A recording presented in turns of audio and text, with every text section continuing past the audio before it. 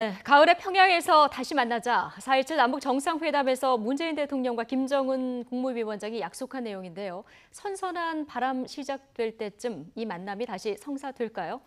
네, 지금 북측 통일각에서 남북 고위급 회담이 열리고 있습니다. 차두현 아산정책연구원, 김주환 정치안보 전문기자와 관련 이야기 자세히 짚어보도록 하겠습니다. 안녕하십니까? 네, 안녕하십니까? 벌써 가을이 왔다. 오늘 북측 리선권 조평통위원장이 모두 발언으로 이런 얘기를 했는데요. 네네. 문재인 대통령 가을 평양 방문 4.27 그 판문점 선언에 이미 적시가 돼 있었고요. 네. 그동안 조금 물밑에서 논의가 되어 왔었다. 이렇게 볼 수 있을까요? 그렇죠. 그 판문점 선언의 이행이라는 면에서 그동안의 그 고위급 회담들도 이 판문점 선언 이후에 그 구체적인 이 구현 방안 그리고 이행 방안에 대해서 지속적으로 협의를 해왔기 때문에요. 당연히 이제 평양에서의 이 남북 정상회담 문제도 주요 의제로 다뤄져 왔을 겁니다. 예. 다만 이제 그동안 이제 이 시쳇말로 얘기하면 4.27 이 판문점 남북 정상회담 그다음에 6월 12일에 싱가포르 북미 정상회담 이후에 네. 이 비핵화와 관련된 미북 관계가 그렇게 시원하게 풀리지는 좀 김이 빠진 거예요. 시쳇말로 얘기해서. 그러다 보니까 이 평양 정상회담도 예정대로 이게 실현이 될 수 있을까 이제 얘기들이 있었는데요. 제가 보기에는 이거는 아마 북한의 입장에서 우리가 남북한 관계를 결국은 북한의 이 비핵화를 견인하는 주요한 그 기회로 활용하는 것처럼 북한도 남북한 관계를 미북 관계가 제대로 풀리지 않을 때 이걸 돌파하는 중요한 교두보로 현재 삼고 있거든요. 예. 그렇기 때문에 사실은 이 평양 정상회담은 어차피 이 비핵화와 관련 없이 차질로 추진될 게 예상돼 왔었어요. 다만 이제 그 기본 전제가 어떠냐는 것이죠. 저도 개인적으로는 이게 지금 8월 말 9월 초로 얘기되고 있는 평양 정상회담이 순조롭게 이게 이 개최가 되고 결국은 이것이 북한의 그 비핵화 선행 조치로 이어지는 중요한 계기가 됐으면 하는 건데요. 우리가 지금 자꾸 중요한 그 사건들을 위주로 보잖아요. 그 판문점 정상회담, 그다음에 북미 정상회담, 그다음에 평양 정상회담, 그다음에 이제 혹시 이 유엔 총회 때 김정은 위원장이 참가하느냐 안 하느냐, 종전 선언이 있느냐 없느냐. 이 사건들은요.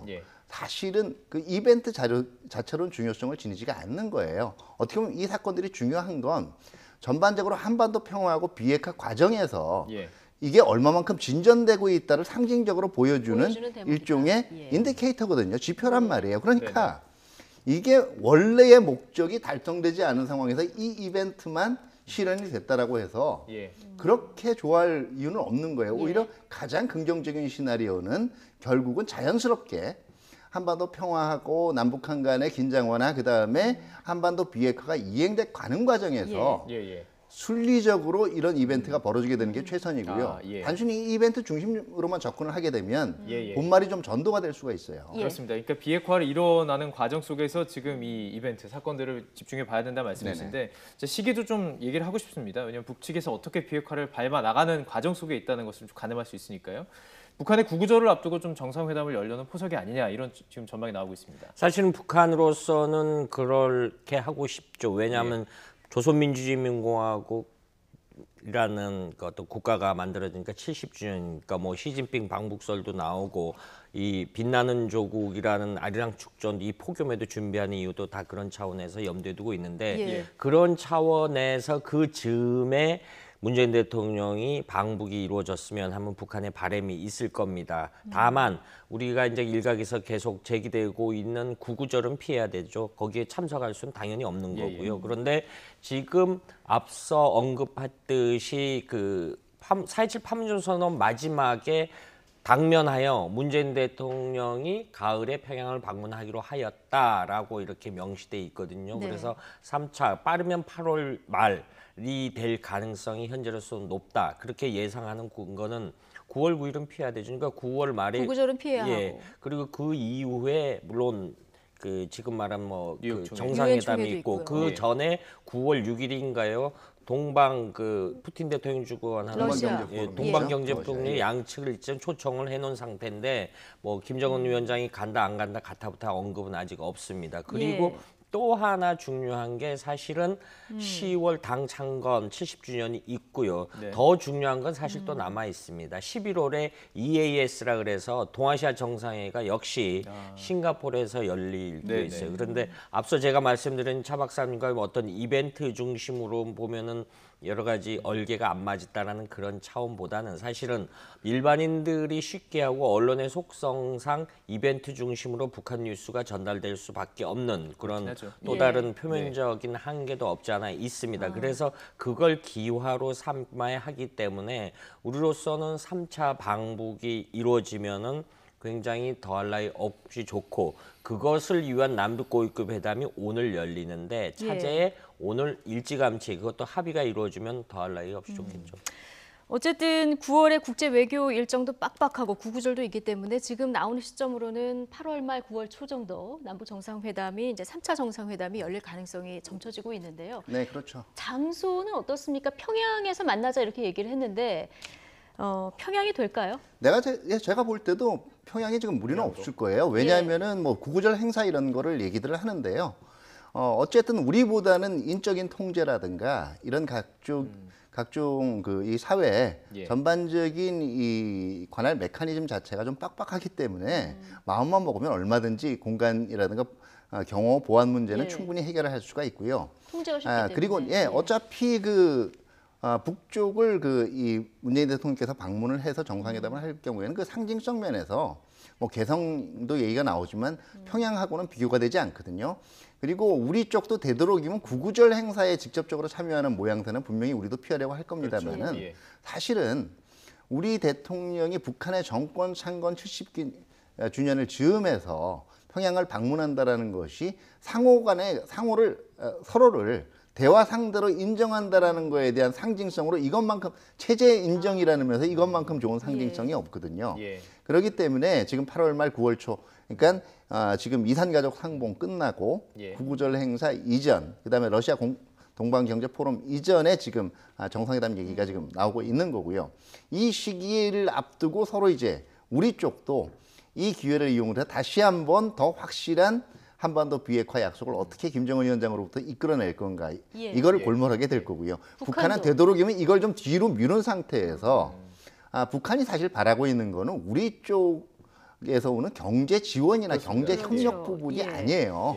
엄밀히 얘기하면 북한도 공식적으로 우리한테 뭐 지원을 해달라든가 이런 적은 없고요. 사실은 우리 쪽 남북한 관계를 발판으로 해서 사실상 공식적으로 선언되지는 않지만 국제 제재가 조기에 이완되는 모양새를 만들어내는 것이 가장 큰 그림이거든요. 대북 제재 완화요.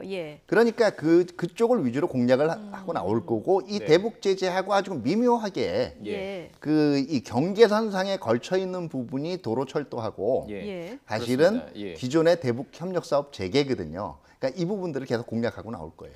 김정은 기자, 그래서인지 북측에 지금 오늘 고위급 회담 참석한 인원들을 조금 정리를 해주시면 좀 쉽게 알 수 있을 것 같은데요. 사실 저는 이번에 과거에 남북 관계가 좋았을 때 굉장히 보수 정권 10년 이전 단계도 우리가 시계를 거슬러 올라가면 많이 등장한 게 민경협이었습니다. 민족경제협의회. 이 용어가 다시 등장하기 시작했죠. 최근에 언론 보도는 안 났습니다만은 북한이 평양 국제박람회 전시회를 준비를 하는데 최근에 어느 특정 영화가 남북관계 스파이 영화가 북측 관계자가 다시 베이징에 등장했다라고 합니다. 이명훈이란 혹은 이철이라는 사람인데 이 사람이 민경협 북베이징 대표라는 명칭을 달고 베이징에 다시 나타났다라고 합니다. 이 두 가지 갖는 오늘 남북 고위급 회담의 상징성은 뭐냐면은 차 박사께서 말씀하신 대로 북한으로서는 어느 정도 이 탄탄한 제재가 이완되길 바라고 그것이 단기적으로는 구구절 앞두고 김정은 위원장이 늘 강조했던 애민정신, 성과를 줘야 되거든요. 북한 주민들한테 뭔가를 좀 가시적리를 내놔야 되는데 사실 그런 게 안 잡히죠. 오죽했으면은 최근에 현지 지도가 매기 공장, 젓갈 공장 이렇게 폭염에 이렇게 할까라는 우리 참 그런 측은의 목소리도 없지 않아 있어요. 이런 측면이 있기 때문에 지금 오늘 민경협 그 박명철이라는 박명철 인사가 위원장, 등장을 예. 했는데요. 지금 나오죠. 이런 부분이 어떤 남북 경협의 중요성 그리고 경제 협력의 중요성 이것이 자기들한테 필요하다라는 것을 완곡하게 표현할 가능성이 높다. 저는 개인적으로는 어떤 철도 현대화라든가 도로 현대화는 사실은 공동조사는 하지만은 그것이 단기적으로 몇 개월 안에 이루어질 수 있는 것은 아니거든요. 예, 예. 왜냐하면 북한 이 인프라를 구축하는 거기 때문에 이거는 짧게는 몇 년, 길게는 십수년이 걸릴 수 있는 사안이기 때문에 이 문제보다도 민경협 관계자가 참석했다라는 데 의미부여를 두고 싶어요. 예, 박명철 민족경제협력위원회 부위원장 부위원장. 참석을 예. 좀 눈여겨봐야 된다. 그리고 이게 왜 예. 중요하냐면요. 그 기존의 유엔 대북 제재가 강화될 때마다 특히 러시아하고 중국 측에서 주로 들고 나온 그 이 강화에 반대 논리가 이게 북한 이 정부를 어떤 그 정부에 대해서 나쁜 행동에 대해서 그 징벌하는 차원을 넘어서 예. 북한의 민생 경제 민간인들이 자체의 힘들다. 기반을 흔들어서는 안 된다라는 예, 거거든요. 기본적으로 북한이 민간 차원의 경제 협력을 촉진하기 위해서 만들었다라고 하는 기구가 바로 민족경제협, 예. 민경협이에요. 다시 말해서 이 민경협을 민경협을 채널로 한 경제협력 활동은 사실은 나중에 유엔 제재 위반이나 아니냐 할 때 충분히 어필들이 가능한 부분들이 미묘하게 존재를 해요. 예. 그렇기 때문에 이 부분들을 이용한 남북경협의 확대, 더 나아가서 이것이 남북경협뿐만 아니라 이게 만약에 양해가 되는 상황이면 북중 간의 경협, 훨씬 더 규모가 큰 북러 간의 경협도 민경협을 통해서 처리해 나갈 수가 있거든요. 예. 그 포석이라고 볼 수가 있어요. 오늘 예. 당장 추가로 말씀드리면 최근에 국제적 십자사 김국구대가 평양에 들어갔다라는 외신이 있었습니다. 그러니까 노르웨이 핀란드 적십자사 대표단이 이동식, 양수기 한 20대를 가지고 들어갔다라는데 북한도 폭염이 굉장히 심하거든요. 예. 그런데 평양 이외에는 사실은 우리처럼 선풍기를 틀거나 에어컨을 틀 수 있는 구조가 절대적으로 아닙니다. 이런 부분에 대해서 오늘 민경협 관계자가 당장에 필요한 가뭄이 극심하니까 양수기라든가 이런 부분을 지원 요청할 가능성이 크다 이렇게 개인적으로 전망하고 싶습니다. 쉽고 가능한 부분부터 네. 이렇게 차근차근 해결할 수 있다 이런 전망을 해주셨는데 그런데 이제 북한이 오늘 참석자들을 보면 남북 경협에 조금 신경을 쓰고 있다 이런 그 느낌을 준다 이런 분석을 해주셨는데 경협이 속도를 내려면 아까 말씀하신 대로 대북 제재가 관건이잖아요. 네네. 그런데 북한이 지금 이 이 고위급 회담 오늘 열리기 전에 굉장히 네. 좀 불만을 그렇죠. 토로를 했습니다. 네네. 저희 그 준비한 그 워딩을 주시면 우리 민족끼리에서 내놓은 내용인데요. 남조선 당국이 북남 관계를 대북 제재 틀 안에서 다루고 있다. 그러면서 이제 지금 이 판문점 선언 이행이 잘 안 되는 거를 남한이 미국의 대조선 제재 책동과 그에 편승한 어떤 이 처사에 편승했기 때문에 안 되고 있다. 이렇게 얘기를 하고 있거든요.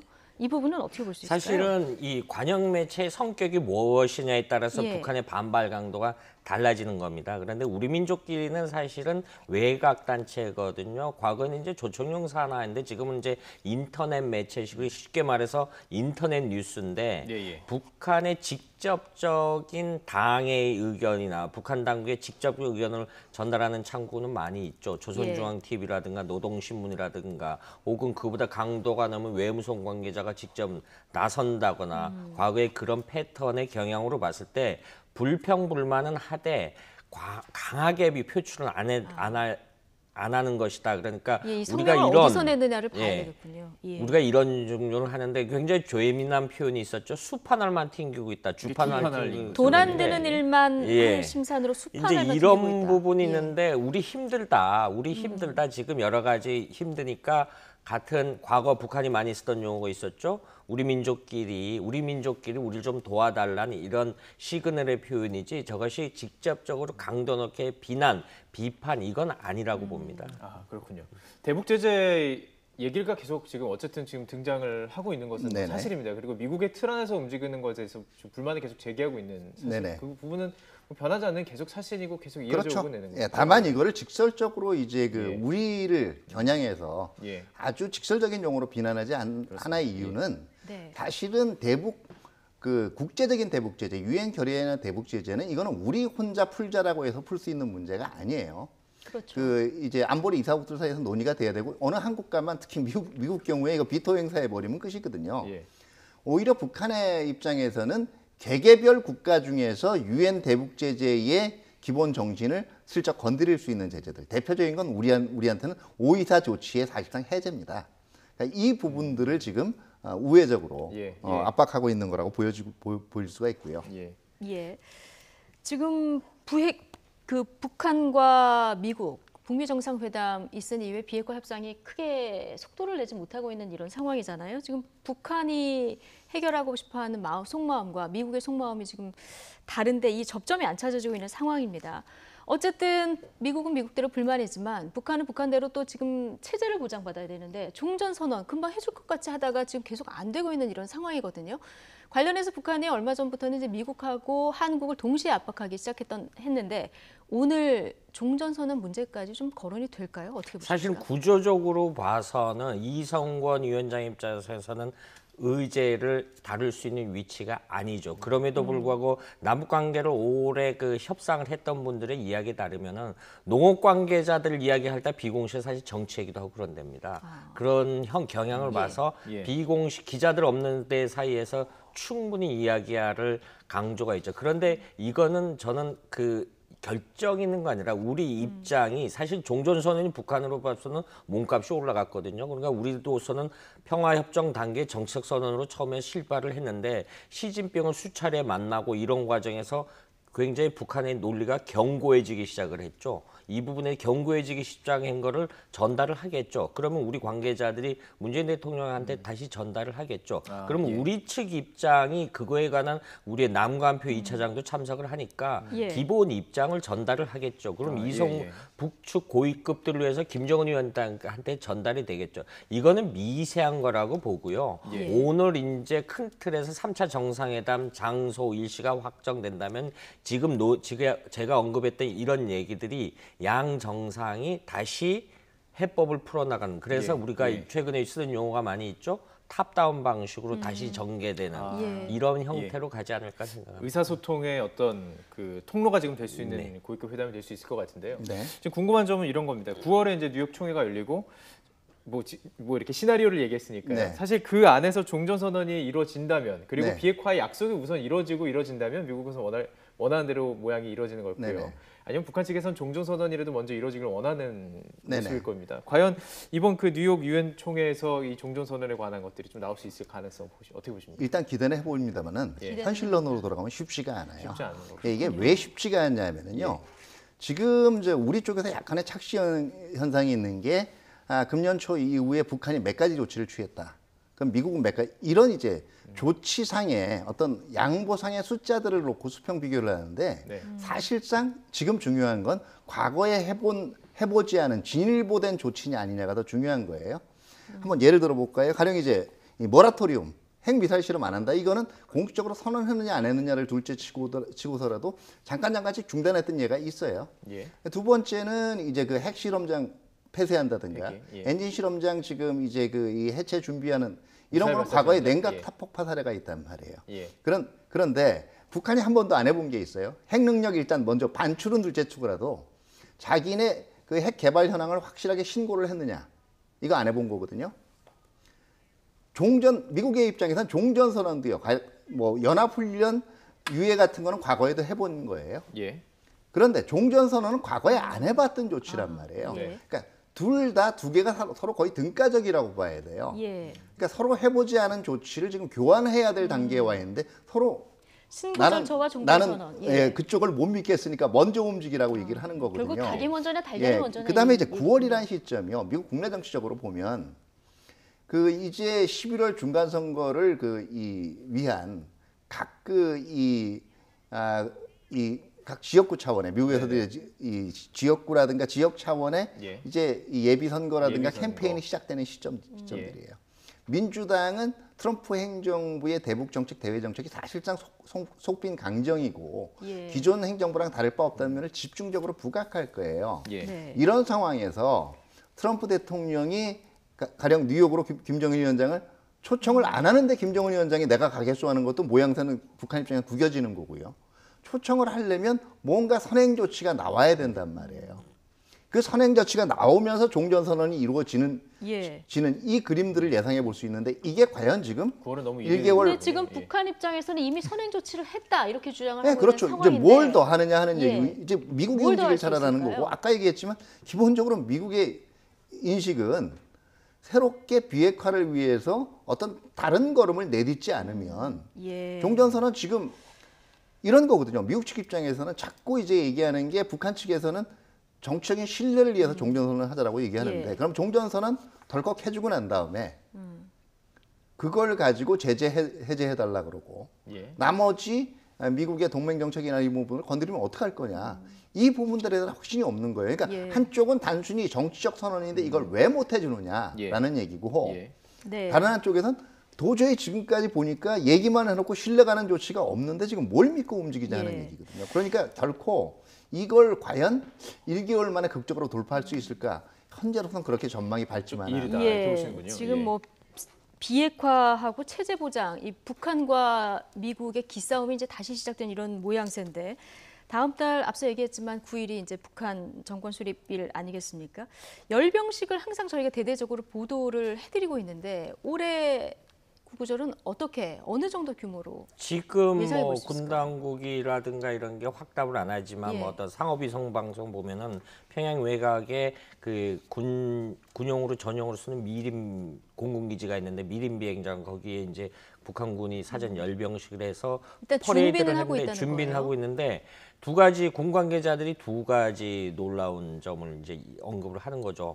평양도 예. 섭씨 34도, 35도인데 이 폭염에도 인권을 유린한 채 저렇게 열병식에 매진하고 있다 하고 있고 두 번째는 가장 관심 ICBM이 또 등장하느냐 여부 가림막이 있는 것까지는 확인이 된 것 같아요. 그래도 예. 과거에 또 그게 그 ICBM급이 껍데기인지 실질적으로 실제 사용 가능한지 모르는데 이 가림막을 실제 퍼레이드 9월 9일 당일날 공개를 할지 안 할지는 모르겠는데 예. 지금 이 부분에 대해서 우리 군 당국에서는 공식으로 가림막이 있다 언급은 안 합니다. 언급은 안 하지만은 여러 가지 이제 예. 정황상 보면 가림막이 있는 거로 이렇게 추정을 하고 있는 거죠. 그래서 실제 9월 9일 날 북한이 대대적으로 선전을 했기 때문에 그리고 외국인 관광객도 많이 불러들이다가 최근에 스톱도 했기 때문에 퍼레이드는 공산주의 국가에서는 굉장히 중요한 정책 이벤트거든요. 반드시 할 거다 이렇게 예상할 수 있는 것이죠. 제가 보기에는 이런 거예요. 지금 그 북한이 가지고 있는 중장거리 미사일 ICBM에 근접하거나 이 전략 로켓탄이라고 얘기하는 것이 화성 12호, 예. 14호, 15호예요. 이게 금년도 2월에 한참 평창 분위기가 무르익던 2월에 열병식에서는 전부 등장을 한 바가 있어요. 그리고 북한이 기존에 선언한 게 뭐냐면은요. 더 이상 핵하고 중장거리 미사일 실험을 하지 않겠다라는 거지. 배치한 거 자체를 뭐 철거하겠다. 이제는 더 이상 이제 완전히 배치하지 않겠다라고 얘기한 적은 없어요. 예.